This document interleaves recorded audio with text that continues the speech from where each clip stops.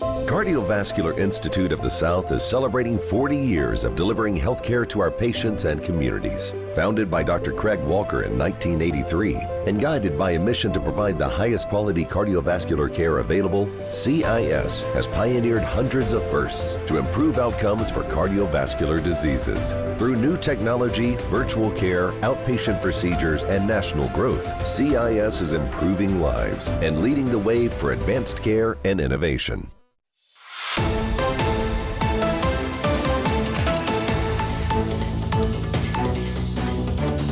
Everybody, welcome into Bayou Time. Harry McCullough here. It was a campaign promise, and it starts this Thursday, the first of 6 town hall meetings in Terrebonne Parish.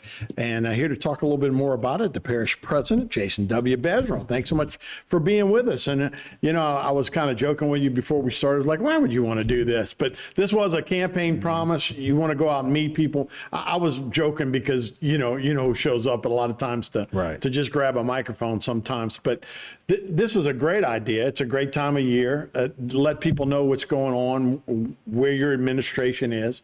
But I guess it started with a campaign promise. Tell me about the series of 6 town hall meetings that you got. So we have a series of 6 broke up into a couple 2-week segments over the next couple months, and we have more coming. We're just working on dates and availability of locations to have them. So, the conversation I've had at previous events is that, this is an opportunity for everybody to come out. If you're in the area, we definitely want to get into every community. We also want to make sure, when you get that far out in scheduling, things pop up, might have to have something to do with the governor or a storm or who knows, right? So, I talked about transparency when I ran, and what's interesting as it seemed like I've made every event in the first 6 months of my administration, working on HTV and having conversations there and just trying to get out in the public as much as I can. I have heard that people say they haven't seen me yet. And so we're going to we set these dates up in these locations starting this Thursday to go out and talk to the residents, right? And I say talk, it's really about me listening to the residents and wanting to understand. We know what the major issues are going on. We are working on a lot of these things from a multi-pronged approach where, we might be trying 2 different things to resolve some of the issues that plague our parish. And we're still fighting post-Ida, right? We're in heavy recovery. We still have projects that we're working on in the parish, including our government tower, which hopefully will be done in September, where we can actually get some parish workers back in the tower, which allows for some efficiencies to happen. But, it's really important. And look, sometimes it's just about our residents having an opportunity to vent, to feel like their voice is heard. And I want to make sure that our residents know that their voices are heard and important. Yeah, look, that's a big spoke in the wheel of government, right? It's to getting out and having people to talk to. So it starts in Chauvin, goes to Gibson, East Houma, a town hall meeting in Mechanicville, Montague, Shriever, West Houma. That will be at the Civic Center. So it is a big list. And I said, you actually said it. It's just the beginning of it. So let's talk here a little bit. What do you think is what will you hear? What are you anticipating will be the first thing people ask you about? I think it's definitely going to be insurance, and then following closely behind it, roads, bridge, trash, grass, it's all the things that I talked about when I was running for this position. And so it is important, as of a week and a half ago, I declared a state of emergency for St. Charles and Tunnel Boulevard, because I felt it was time for it to get fixed. And we were out there getting ready to fix it, and DOTD came out and said, we're gonna get this and we'll have it done by Friday. And so, sometimes there's some things that we do at the end of the day, what's important to me is the safety of residents, and I want to do everything I can to fix it, right? But, there's a conversation that has to be had about if we go around fixing all the state projects, that'll leave less funds for things we have to do. And I'm working on having those conversations both with the governor and the DOTD about how we can work together, how we can handle so many things that maybe DOTD can't get to, that we can then get involved with and also be subsidized for it. Yeah, because I think that's a lot of people don't understand that either, right? As you get a state highway that even runs through St. Charles or downtown, everybody goes, well, that's you, right? Well, make the prisoners go. That's always been a famous one. Let the prisoners go do it. But that's state highways, and when you take it upon yourself, that's great that you got action, right? Because you're not the only parish president, I'm sure, that's talking to Baton Rouge. It seems like there's something going on with that. Did they give you any reason why DOTD is so far behind in a lot of these projects? You'll hear different things, but I know the governor has announced that they're going to go through and understand what's holding up or holding back DOTD, and understand the parish governments are going to be involved in that conversation. And that's the first time I sat down with DOTD. It was about a conversation of saying, look, I'm sure you get your butts chewed all the time. How can we work together, right? If you can't get something done, where's an opportunity for us to have a CEA on both roads and ditches, no different than the CEA we already have for some grass, right? Right. And in other situations now, if we're passing through an area and there's grass that needs to be cut, we're hitting it with our parish mowers, right? So, we've had conversations with the governor about what it would cost us to cut the grass for the state in the parish level. You're looking at a tune of about $1.6 million, right? So it's like, where does that money come from?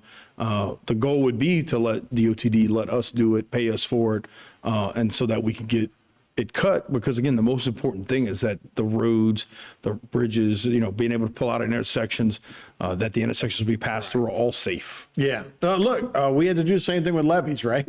We had to say, let us do it first, and then, down the road. So I do like that own kind of like, we can do it ourselves if you just allow us to, or let us pay for it. So we're not paying somebody else to now just blow you off.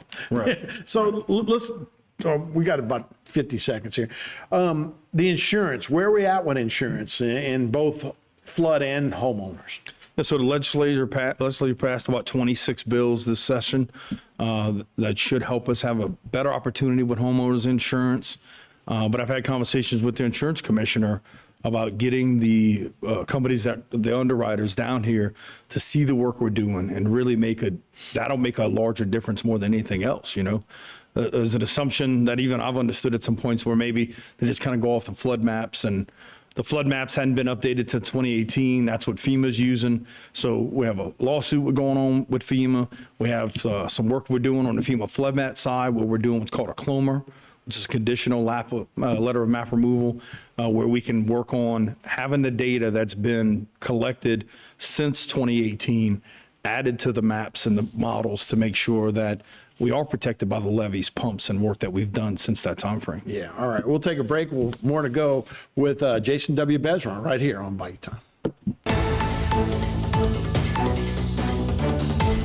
Today's social media segment is brought to you by South Louisiana Bank. It's better when we bank together.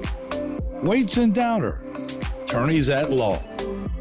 Terrebonne Ford, built Ford tough.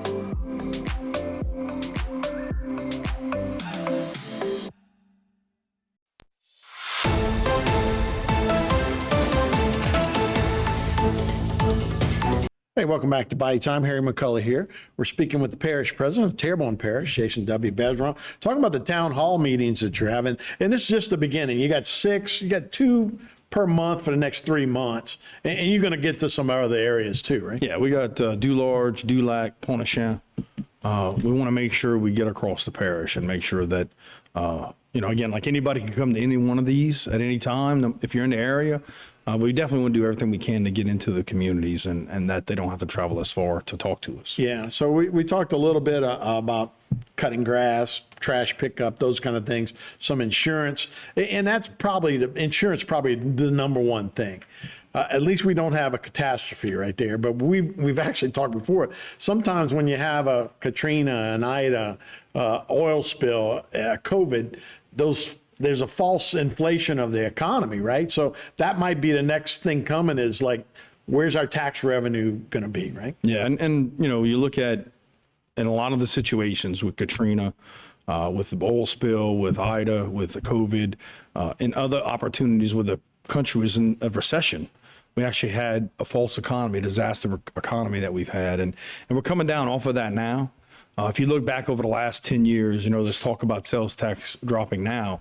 But if you look 10 years and the progression of what it would normally have been, we're right about where we would be anyway. So, I'm all about, and that's what I've been doing, the first 6-7 months of government is making sure that we do as much as we can with the money that we collect. It's been about making sure that our employees have the tools they need, setting up our directors and everything so that they can thrive in their positions, so that we can hold them accountable. And it's really about making sure your foundation's good. Before you start building the walls of the house, we kind of did an inspection of the foundation and saw we had a few cracks and a few things that we can improve upon. And that's what we spent the first part of my administration doing, is really getting in there, looking at what software systems we need or ways that we could be more efficient, automating what we can.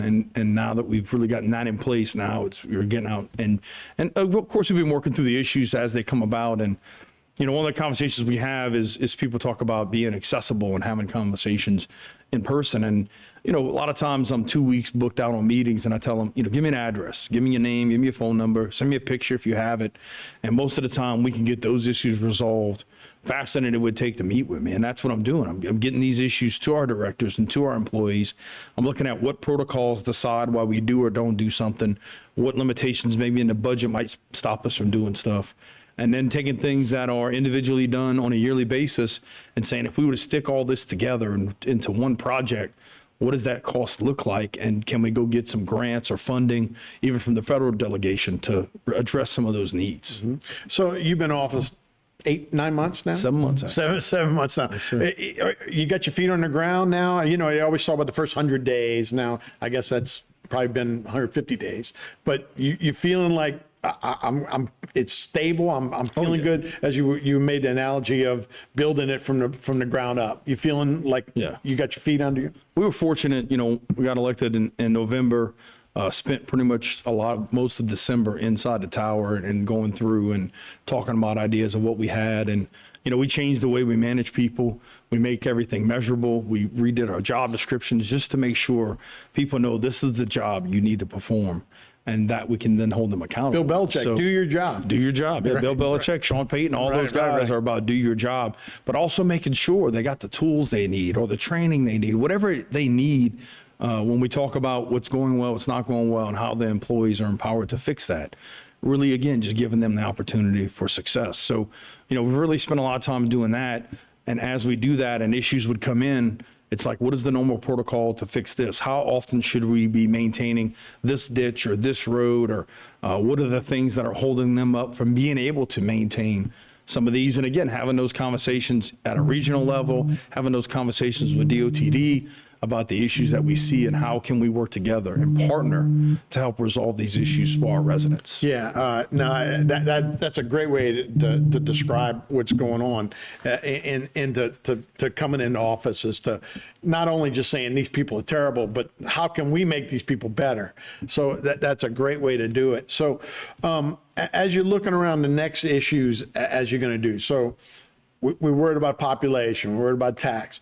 When can we get to where we're going, all right, now we can start attracting people. Now we have the infrastructure to start attracting businesses and those kind of things back into the parish. So I think, as we look to continue to rebuild, there's a ton of opportunities. I talk about how we just made our 200th anniversary.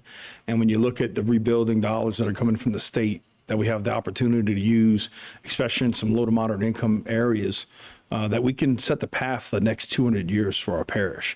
And so, I think when you look at where we're at this time next year, we've had some projects that would have been kicked off. We have some things where, we're big in addressing blight and making sure that we hold our property owners accountable, because it needs to look better. Like, the road being broke is the straw that breaks the camel's back as it relates to all the issues that you're dealing with, and now you're dealing with a car problem. And so economic diversification, making sure we provide opportunities for our residents, and as we do the rebuilding and as we reshape Terrebonne Parish for the future, that our residents are part of the opportunity to help get that done. All right. Well, this is a great opportunity. Once again, the first town hall will be this Thursday. So it'll be August 13th, and it's going to be at the at the Ward 7 Center at Highway 56, and you can take a look at where it's going to be: Gibson, East Houma, Montague, Schriever, West Houma. So it's a great start, man. It's a great idea, and we appreciate it. So I'm sure you're looking forward to it. I am, and again, I just love making sure our residents have a voice.